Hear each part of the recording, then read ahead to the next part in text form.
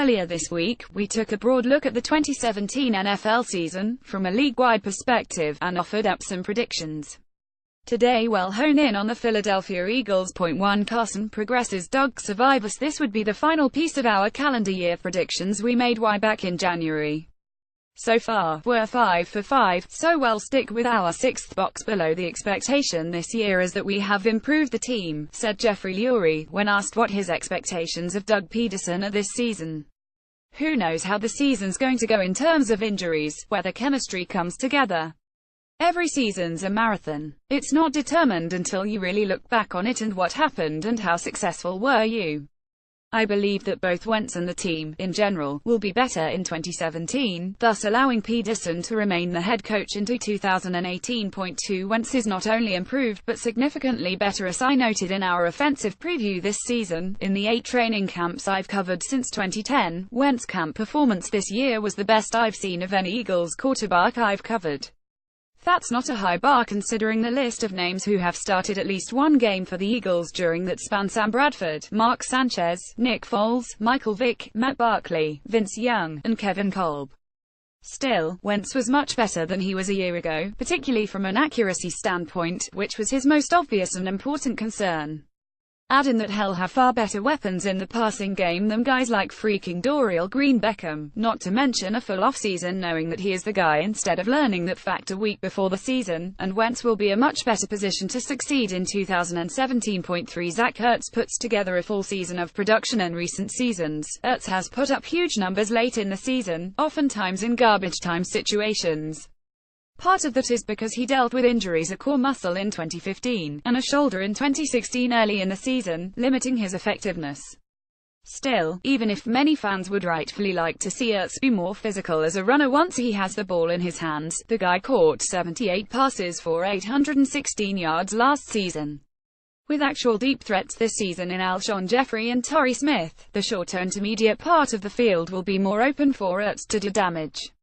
I see Ertz leading the team in receptions, and possibly yards this season. Point 4. Alshon Jeffrey won't be a top 10 type of receiver, but he'll prove valuable enough to warrant a long-term contract offer. We believe concerns that Jeffrey and Wentz aren't completely on the same page yet after Jeffrey missed time this camp are valid, and it wouldn't surprise me to see Jeffrey get off to a slow start.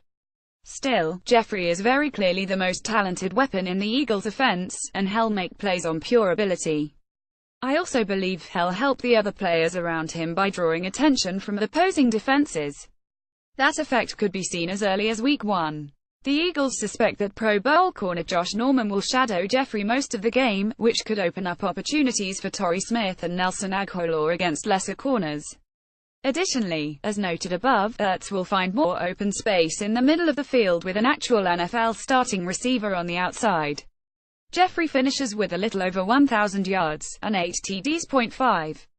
Wendell Smallwood becomes the Eagles' best runner. I've been fooled in the past by good training camp performances, but Wendell Smallwood looked like a different guy in camp this year, when he was healthy.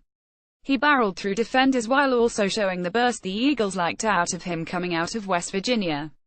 If Smallwood can stay healthy and at least be semi-competent in pass protection, I think he'll get on the field a lot and become the Eagles' leading rusher. Point 6. Derek Barnett has at least 6 sacks. Edge rushers rarely make a big impact their rookie seasons. Below is a list of first-round edge rushers selected in the last 5 drafts, and the number of sacks they had their rookie seasons. Player team drafted overall sacks: Joey Bosa Chargers 310.5, Ezekiel Ansalians 5.8, Bruce Irvin Seahawks 15.8, Leonard Floyd Bears 9.7, Chandler Jones Patriots 21.6, Whitney Merciless Texans 26.6, Barkevious Mingo Browns 6.5, Khalil Mack Riders 5.4, Vic Beasley Falcons 8.4, Anthony Barr Vikings 9.4, Bud Dupree Steelers 22.4, Shane Ray Broncos 23.4, Donta Hightower Patriots 25.4, Bjorn Werner Colts 24.2.5, Shea McClellan Bears 19.2.5, Dion Jordan Dolphins 3.2, Shaq Lawson Bills 19.2, Nick Perry Packers 28.2, D Ford Chefs 23.1.5, Jarvis Jones Steelers 17.1, Melvin Ingram Chargers 18.1, Jade Von Clowney Texans 1.0, Dante Fowler Jr. Jaguars 3.0, Marcus Smith Eagles 26.0. Rookie edge rushers taken in the first round over the last 5 years averaged 3.7 sacks in their rookie seasons. Only 6 of 24 of them had at least 6 sacks. I believe Barnett will buck that trend to some degree, having an immediate impact and getting to the opposing QB at least 6 times. Point 7 Jordan Hicks has another great season, but gets a Pro Bowl snub. Jordan Hicks is one of the most underrated players in the NFL.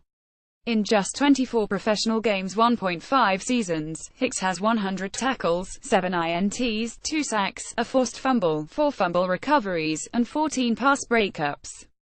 Hicks' playmaking ability will continue in year 3 in the league, but with so many edge rushers racking up stats as linebackers, Hicks gets snubbed. Point 8 The special teams unit's dip in production. The Eagles have been among the league's best if not the best on special teams over the past few seasons, delivering 12 special teams touchdowns over the last 3 seasons, and helping steal a number of games the team would have otherwise lost.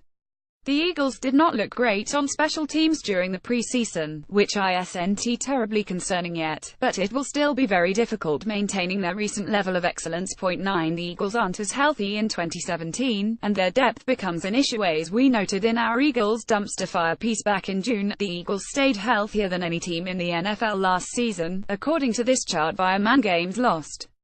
That's nothing new. Since Chip Kelly's arrival in Philadelphia, or perhaps more accurately, Shawn Hult's arrival, the Eagles as a team have not suffered many injuries. There certainly seems to be more than just an element of luck at play there, but certainly, luck is part of it. I think the luck runs out there to some degree, and the Eagles are unprepared to adequately replace a lot of starters on both sides of the ball. 1097 Record the earned a 6 seed on the strength of tiebreakers and a one-and-done in the first round of the playoffs. Follow Jimmy on Twitter at Jimmy Kempski. Like Jimmy on Facebook. Like the new Philly Voice Sports page on Facebook.